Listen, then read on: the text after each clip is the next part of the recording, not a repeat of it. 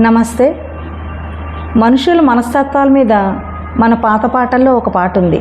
ఈవేళ ఆ పాట పాడదామని నేను అనుకుంటున్నాను. వినండి. నది నిండా నీళ్లు ఉన్నా ఎవరికెంత ప్రాప్తమన్నా, కడవైతే కడివెడు నీరే, గరిటైతే గరిటెడు నీరే. ఎవరెంత చేసుకుంటే అంతే కాదా దక్కేది. నవ్వు వచ్చిందటే కిలకిల, ఏడుపొచ్చిందటే వలవల.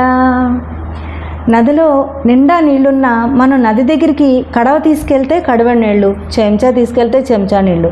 అలాగే మనం చేసుకున్న పనులను బట్టి మనకు వచ్చే ఫలం ఉంటుందని ఈ పాటలో ఎంత బాగా చెప్పారు.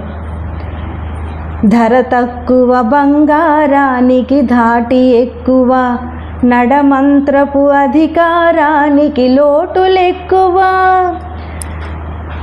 కొత్త మతం పుచ్చుకుంటే గుర్తులెక్కువ, చేతకానమ్మకే చేష్టలెక్కువ, చెల్లని రూపాయికే గీతలెక్కువ.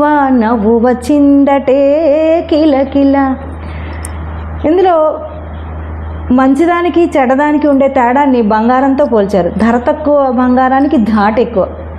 మనకి వేమన పద్యాల్లో ఇత్తడి పుత్తడి దాన్ని ఈ రకంగా ధర తక్కువ బంగారానికి అది చాలా రోల్డ్ గోల్డ్ చాలా ఎక్కువగా మెరుస్తుంది.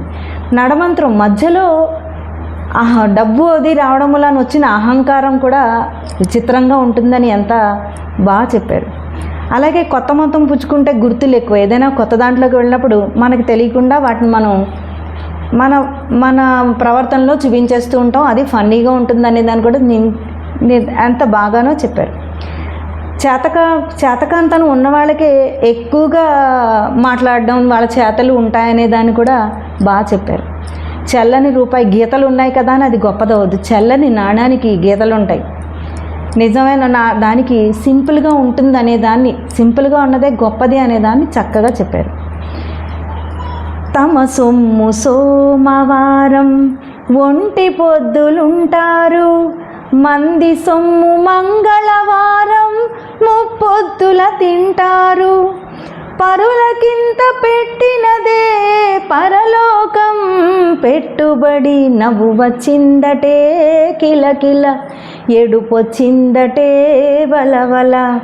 గోదారి పాడింది గలగల, దాని మీద నీరెండ మిలమిల. నవ్వు వచ్చిందటే కిలకిల, ఏడుపొచ్చిందటే వలవల.